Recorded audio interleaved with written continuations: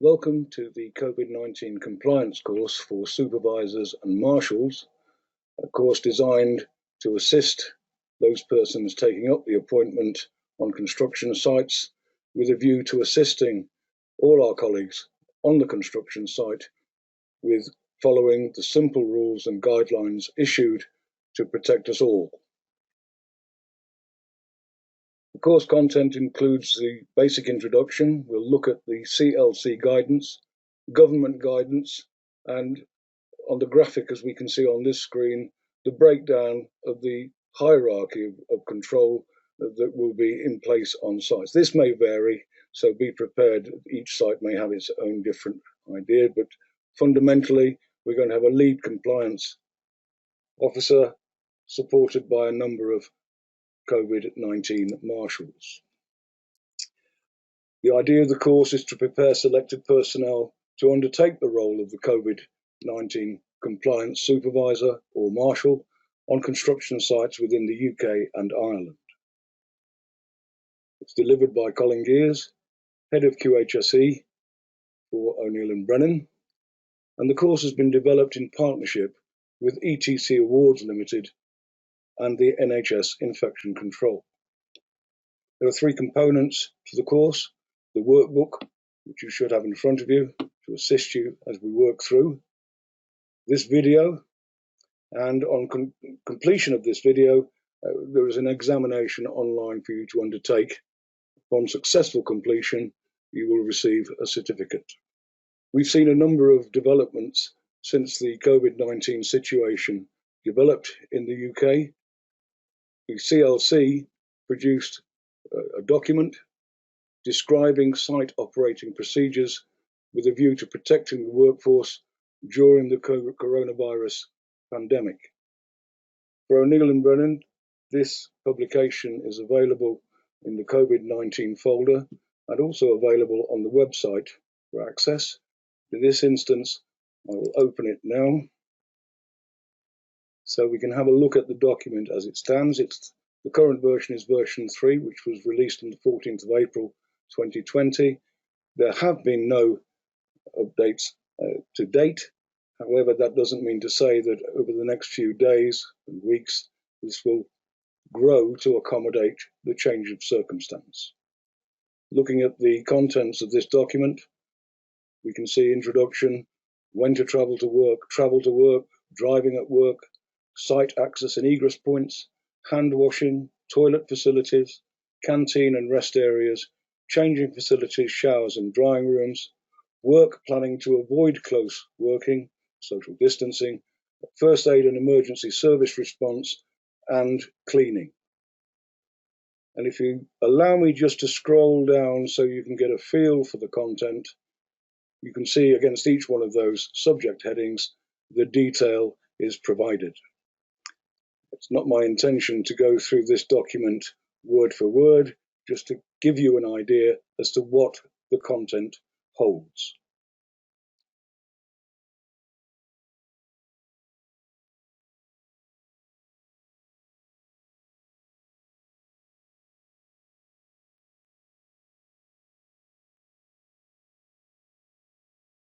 So,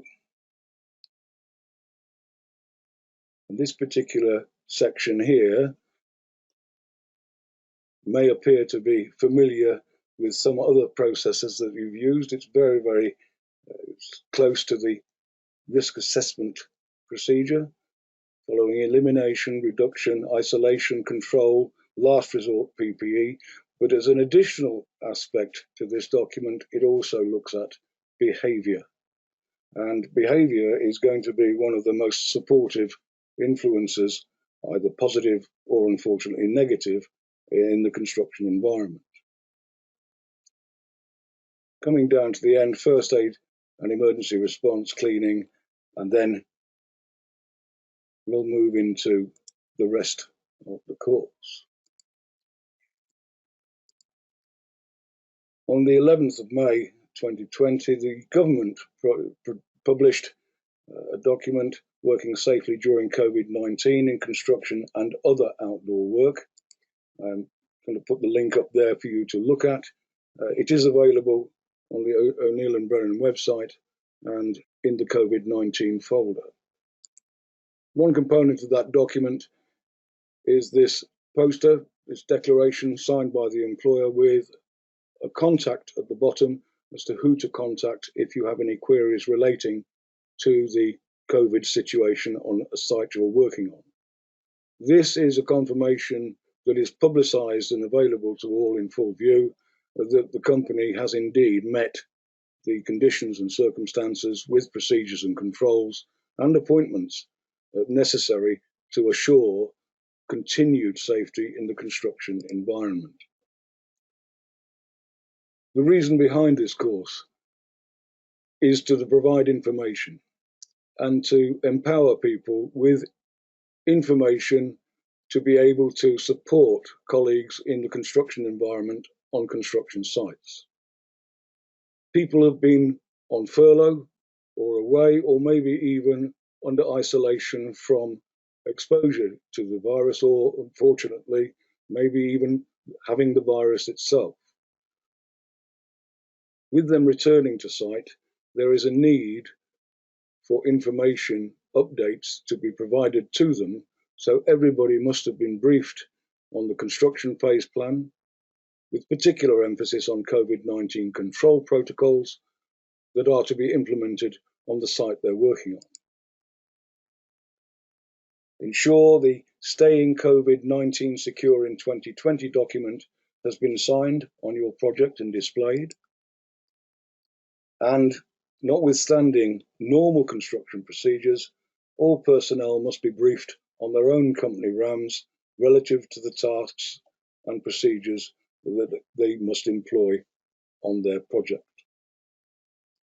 Once this is done, personnel must sign a declaration stating they're fully aware of the requirements and that they don't have symptoms of COVID-19. Of course, that is going to be to the best of their knowledge at the time of declaration.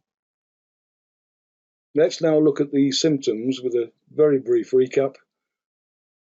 Anybody showing symptoms, and symptoms here are described as a fever, that's a temperature of 38 degrees or greater, a dry cough, shortness of breath, or breathing difficulties, must self-isolate and not attend site or work for 14 days. Additionally, any person living with someone who is self-isolating or waiting a COVID-19 test or test results must also restrict their movements for 14 days. One thing to note that recent studies have suggested that COVID-19 may be spread by people who are not showing symptoms, and that has certainly been in the news over the last week or so. On the subject of travel, personnel are advised to use public transport, but only where it's essential, and if they do, to maintain social distancing protocols. Use public transport during off-peak hours.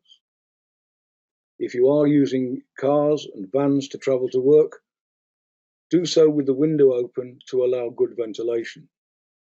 And if we are sharing, sit apart to try to maintain the greatest separation possible.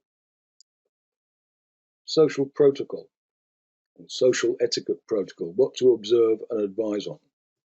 Ensure personnel are washing hands regularly and thoroughly, sanitizing, and that there are sufficient facilities provided and maintained to allow this to happen. Observe cough etiquette and respiratory hygiene, ensuring people only cough or sneeze into sleeves or elbows, ideally into a handkerchief or a tissue.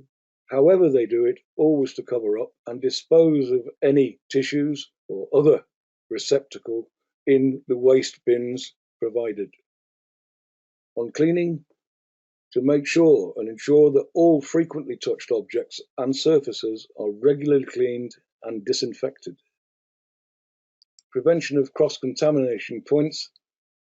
We've got to look at the most vulnerable areas here, and one of the main ones is, of course, the site entry, where the potential for cross-contamination is higher at the entry and the exit point, and where there are high levels of surface contact points, such as in welfare areas, on site walkways, stairs access, and the doors leading into communal areas.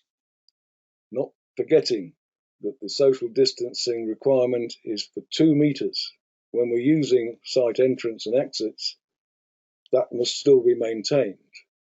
However, being realistic, passing on a stairway would fall under the 15-minute or less than 15-minute short-term exposure with no face-to-face contact. So don't stand on the stairwells and have a chat with your mates.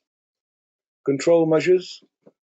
Turnstiles should be bypassed with open door access to site, and contact biometric devices should be bypassed or turned off. Site should stagger start times or finishing times to reduce queues, and consider increasing the number of entry points depending on the number of personnel you've got on site. Security guards should be positioned to record all names rather than having multiple persons signing in using a shared pen or a booklet. Access should be restricted to workers and essential visitors only. There should be sanitising stations in positions at all site entry points, and as the previous slide, these should be monitored and maintained to ensure that they can function continually. Regularly clean contact surfaces in reception areas, office, access control and delivery areas. And we're looking at things like scanners, turnstiles, screens, telephone handsets, desks, particularly during peak flow times with movement of people and personnel. Continuing on this, normal site procedures must continue, and site inductions are an integral part of a person arriving on site. Where these occur, reduce the number of people in attendance and consider holding them outdoors wherever possible. Delivery drivers should remain in their vehicles, if the load will allow it, and must wash or clean their hands before unloading goods or materials. All persons entering site must be directed to wash their hands, and additional hand washing stations should be provided where possible and certainly where necessary. Touch points should be minimised with a hands-free approach where possible. On access routes throughout the site, one-way systems should be implemented where possible. Barrier gates should be wedged open and touch points should be cleaned regularly. On the point of barrier gates, care should be taken that you don't infringe on any existing fire control strategies, so this needs to be considered in conjunction with the project management team. Any tools and equipment should be properly sanitised to prevent cross-contamination. That includes before use and after use, and certainly where the potential for sharing tools exists. So to that end, arrangements should be made for one individual to use the same tool, equipment or plant as much as possible. Try to avoid sharing. Make available cleaning materials for all tools so they can be wiped down with disinfectant between each user should sharing be unavoidable. Work practices should be organised to eliminate or reduce transmission points, and personnel on site should be coached on this procedure. Cleaning cabs and touch points of site vehicles, plant, mobile elevating work platforms, excavators, cranes, forklift trucks, etc., to be thoroughly cleaned, and a cleaning regime by plant operators should be maintained daily thereafter. This is reliant on, of course, one person using one piece of equipment. Look at the quality of information that's available to assist personnel in interpreting the developing situation on site. So consider provision of stickers for tools, equipment and mobile plant, all to encourage disinfectation and continuing disinfection. Looking at contact points within a mini digger, similar to the graphic we saw earlier as to the car or van, the obvious points of contact would be the mounting handles, the seat, armrests, all of the controls, switches, levers, etc. in the cab, windows, mirrors. If we follow the pre-use inspection regime for all plant and equipment and add to it the consideration for COVID potential and include the cleaning requirement to that checklist, then we should be able to maintain a considerably cleaner environment. Supporting graphics show that do not share may be a good idea to post clearly on each piece of equipment, and do not switch drivers reminds people that equipment is or should be dedicated to one operator to maintain the social etiquette. Moving to cleaning to prevent contamination, enhanced cleaning procedures should be in place across all sites to prevent cross-contamination, particularly in communal areas and at main touch points, all touch points, including taps, washing facilities, toilet flush and seats, door handles and push plates, handrails on staircases and corridors, lifts and hoist controls, machinery and equipment controls, food preparation and eating surfaces, communications equipment, keyboards, photocopiers and other office equipment, and rubbish collection and storage points should be increased and emptied more regularly throughout the end of each day. Regular cleaning of welfare facilities, handrails and touch points should also be undertaken. All of these aspects can be observed by the COVID-19 supervisor and marshal to make sure that they are indeed being done and people are respecting the fact that trouble is being taken to make the workplace safe for them. Social distancing or physical distancing is a set of informations or measures taken to prevent the spread of COVID-19 by maintaining a physical distance between people and reducing the number of times people come into close contact with each other. In order to slow the transmission rate of COVID-19, a social distancing of a minimum of 2 metres has been recommended by the government and the HSE, Construction Leadership Council and Public Health England, amongst others. However, being realistic and where proximity work is necessary, which is a lot of circumstances in construction, we should look to no face-to-face proximity being allowed, and any activity that is undertaken restricted to a 15-minute maximum duration. On completion, personal sanitisation must be undertaken before engaging 15-minute again. This is something that does need monitoring and control. A simple flowchart for review could be adopted by everybody on site. Starting with the top left, can the task be completed following the 2 metre social distancing guidelines? Options offered are yes or no. If it's no, is another work method or sequence possible? If it's yes, can transmission points be eliminated? So moving across the positive, yes, you can continue with the work. If it's no, can transmission points be cleaned before and after use? Move to yes, it can continue. And coming back to the box below the first consideration, is another work method or sequence possible? No. Are other preventative measures possible? If it's no in that circumstance, stop work, contact site management. If they are available or possible, then we move to yes and we can continue. So it's quite straightforward. The role of the COVID-19 supervisor, as we see it.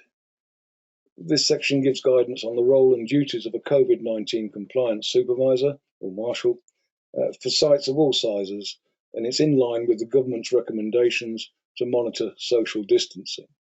It's important that the right candidate and deputies are appointed or selected as compliance supervisors or marshals. The personnel selected must have good communication skills and maybe a good temper. Projects must assess how many C19 compliance supervisors are required, depending on size, environment, and number of personnel, and the work activity to be monitored. C19 compliance supervisors and marshals' duties shouldn't be restricted to just those people. They should be actively shared throughout all of the workforce and any contracting companies on each project. This is a recommended ratio of 1 to 30 that can decrease or increase depending on the specific risks or situations and circumstances that occur on each site. So it is not part of any advisory document that's come out. It is just a number that we've looked at on the logistical reasonability question. The role of the COVID-19 compliance supervisor or marshal is to monitor day-to-day site activities and to ensure social distancing and hygiene rules are being maintained to protect health and reduce the spread of the C19 virus. These key personnel should be clearly identifiable on site with a distinguishable high-vis vest with C19 compliance supervisor or marshal written on them, similar to the illustration we've provided on the right-hand side of the slide. The person undertaking the role must receive training in what the role will entail, ensuring compliance to the 2-metre social distancing rule and good hygiene is not the sole responsibility of the C19 compliance supervisor marshal. This role must be supported by all site management and workers on site. Site management must communicate to all on-site personnel details of the appointed C19 compliance supervisors and marshals and the need to follow their directions and advice. A C19 compliance supervisor or marshal must not put themselves at risk while carrying out their duties. And compliance supervisors, marshals must have a structure or framework to follow within the organisation on site to be effective in preventing the spread of COVID-19. This structure must be regularly audited and managed to ensure it works and protect all on site. Failure to take it seriously could result in an outbreak of COVID-19 on site and, worryingly, beyond the site perimeters. COVID-19 compliance supervisor responsibilities and duties fall broadly into 2 categories: the proactive day-to-day duties and the reactive emergency duties. Let's have a look at positives. Ensure personnel on site complete relevant COVID-19 questionnaires and declarations after being briefed. Maintain a log of regular monitoring of COVID-19 controls on site and report back to site management. COVID marshal, being a constant on-site presence to monitor compliance with social distancing of 2 metres between all personnel on site, with, of course, the exception of planned close working under the 15-minute rule. In instances where there is non-conformance with social distancing, the COVID-19 compliance supervisor, continuing with proactive duties of COVID-19 marshal, ensure personnel on site complete relevant COVID-19 questionnaires declarations after induction, maintain a log of regular monitoring of COVID-19 controls on site and report back to site management.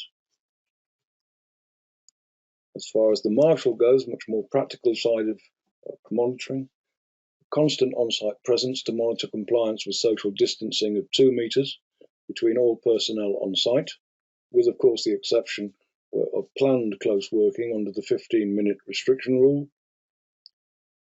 In instances where there is non-conformance with social distancing, the COVID-19 compliance supervisor should be informed and is to intervene and, where necessary, of course, bring it to the attention of site management. Ensure the sufficient up-to-date signage erected on site to educate all personnel about the COVID-19 controls on that site and, of course, any developments that are anticipated and, if possible, a date when they were going to be introduced. At all times, promote and coach good hygiene practices to all personnel on site. Ensure regular cleaning of welfare facilities, handrails, door handles. Make sure that's undertaken.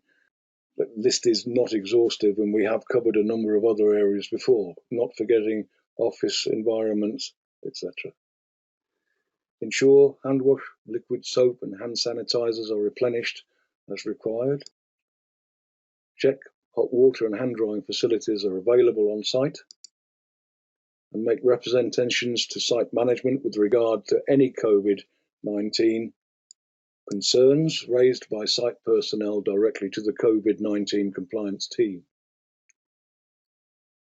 Ensure site personnel are adhering to staggered break time schedules and limiting numbers in canteens, drying rooms, and smoking areas, cognizant of the 2-metre social distancing guideline. Ensure site personnel leaving site at designated breaks remove their site PPE, sanitise, and continue to adhere to social distancing guidelines off-site as well as on. Report any areas of non-compliance to site management and ensure these are addressed and that everybody knows what action was taken. Consider the provision of additional controls for exceptional circumstances, high concentrations, high risk activities, and very importantly, to keep up to date on all government, CLC, Public Health England and QHSE guidelines from daily briefings or by accessing the information database on your company intranet. The reactive duties. Whilst the main role is to prevent the spread of COVID-19 on site, unfortunately there is the potential where an individual on site may experience COVID-19 symptoms and where the COVID-19 compliance supervisor needs to react or take action. In this circumstance, informing site management is important where there is a confirmed case or if they've been made aware of an individual with symptoms. Isolating an individual with symptoms in an isolation room or a segregated area away from other personnel. This area should be clearly identified and designated as a no-go zone. And following site protocol for individuals with COVID-19 symptoms, send them home and inform them to contact NHS 111 or their GP.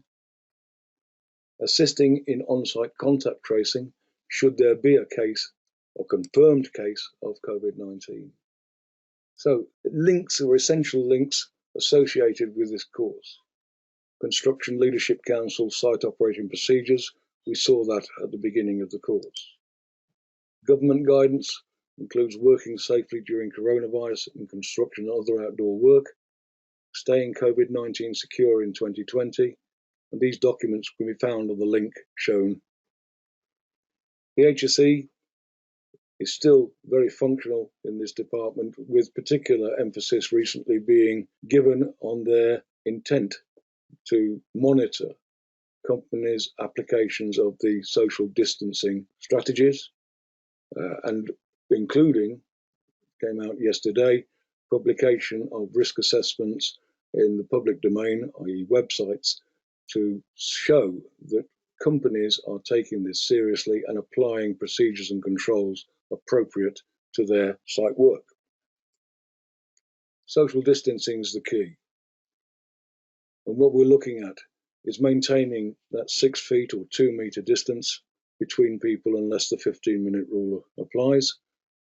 Avoid close contact with people who are sick and put distance between yourself and other people if the virus is spreading in your community. By applying these simple rules, we should be able to get through this collectively and together and without contracting this vicious, nasty disease. That concludes this information course. If you'd now like to please arrange to undertake your examination online following the instructions given to you in the workbook. Thank you.